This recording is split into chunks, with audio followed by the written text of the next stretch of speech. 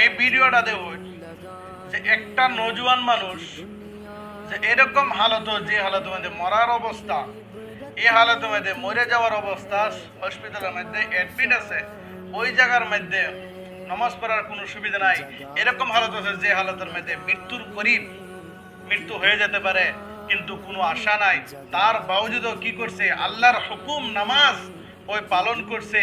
আর নামাজটা এরকম ভাবে নিয়ত করে নিল, হাতের মাঝে স্যালাইন দেওয়া, বেজি দেওয়া, তার বাওজুদও ওই কি করছে নামাজটা পরিপূর্ণভাবে আমল করে যাচ্ছে, আল্লাহর হুকুমের পাবন। ওই নজওয়ানটা আল্লাহর হুকুমের পাবন বহুত।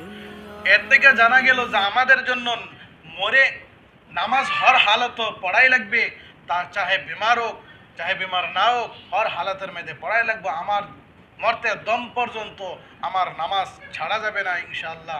আমরা ইনশাআল্লাহ এর থেকে সবক হাসিল করি।